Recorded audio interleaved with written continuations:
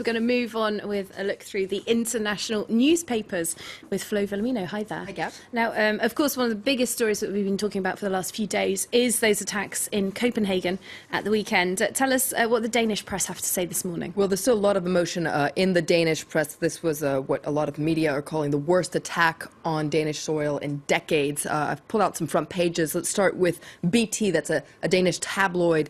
They have a photo of the suspect, 22-year-old Omar Hussein, so the suspect in these shootings in Copenhagen, shot dead by police. The headline there says that he was driven by hate. A very similar photo on the front page of another tabloid, Extra Bladet, and they're talking about this picture that's starting to emerge of the 22-year-old. A lot of details remain sketchy about his past, but if we take a look at the front page of Extra Bladet, it says that he had pledged allegiance to the Islamic State. That unfortunately is not the right front page. I'll get that to you later. But inside Extra Bladet, they're taking a look at what's known about him. Police say that he was known for several criminal acts. He'd been known to be linked to gangs in Copenhagen. And in fact, 2 weeks before the attack in Copenhagen, he was released from prison where he was serving a 2-year sentence for stabbing a 19-year-old man on a train. Now, Danish papers are reporting that he may have become radicalized while he was in prison. And in fact, this paper, Extra Bladet, you can see here, is reporting that prison authorities say that they had started to notice changes in his behavior in prison and that they had alerted intelligence services. Okay, and another picture that's dominating the front pages is that of this candlelit vigil in Copenhagen last night, and many more around Denmark as well. That's right, a huge show of unity. That's what a lot of papers are calling it. Let's take a look at the front page of another paper, Berlingske. On the front page, what you can see is a photo taken outside of a window, actually, where looking onto this incredible candlelit vigil in Copenhagen. If we can take a look at the front page, they talk about how the country is united in grief. And in its editorial, Berlingske also focuses on this. It's a very conservative paper, it must be said. This editorial says that we have no illusions. Terror has come to Denmark. This editorial is very critical of the justice system for being too mild and releasing the suspect, releasing such an unstable and clearly dangerous suspect. Omar Hussein benefited from the system he wanted to bring down. That's what the editorial says. The editorial also focuses on the anti-Semitic nature of the attack as well, the guard that was killed in front of the synagogue. According to this editorial, it says that harassment and attacks on Danish Jews have unfortunately reached a scale where one must speak of pure racism. This must stop.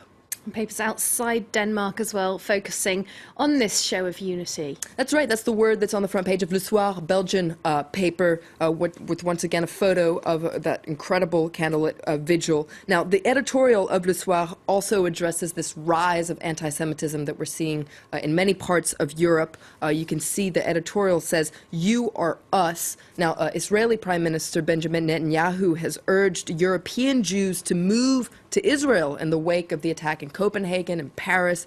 This editorial calls on European Jews to stay in Europe. It says that Jews, Christians, Muslims, atheists, we must all stay here in Europe and fight against such barbarity together.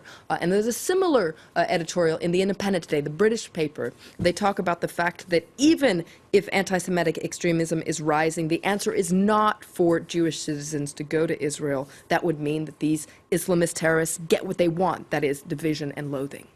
Another big story in the press today, the attacks by the Egyptian Air Force in Libya. That's right. It's on the front page of the Wall Street Journal today, focusing on this airstrike in Libya in response to a video that was released by the Islamic State group, apparently showing the beheading of 21 Coptic Christians, so Egyptian Coptic Christians.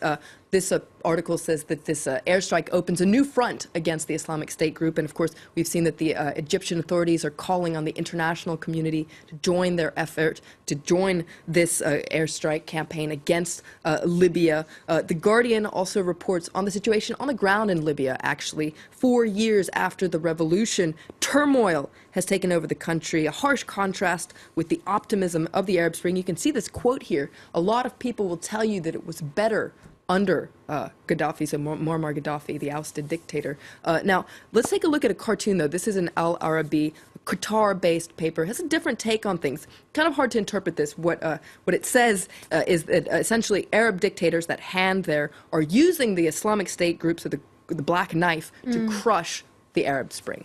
Very interesting cartoon. We're going to end on a slightly lighter note, though. And if you're looking for a new job or something to do for the next few years, maybe you'd like to go on a mission to Mars. Tell us more. That's right. This is the Mars One project. It sounds pretty amazing. Now, the project plans to send 4 astronauts to Mars, to colonize Mars. So 2 women and 2 men. This would happen in 2024. Yesterday, the project unveiled the short list of 100 volunteers out of more than 200,000 applicants. I would hate to go to Mars. I would hate to go to Mars, but lots of people wanted to go, obviously. Now, 5 British nationals have made the short list. You can read about them here in The Guardian. Now, why on earth would someone want a one-way ticket? Because that's what they're going to get, is a one-way ticket to go to Mars. High unemployment? Well, actually, the Independent has interviewed a 24-year-old Maggie Liu. She's an astrophysics student. She explains why she wants to go. Oh, we'll have to look in The Independent to find out why. Thanks very much, Flo Volumino, with our look through the international press there. Do stay with us. We're going to take a short break. Plenty more on all our top stories when we're back.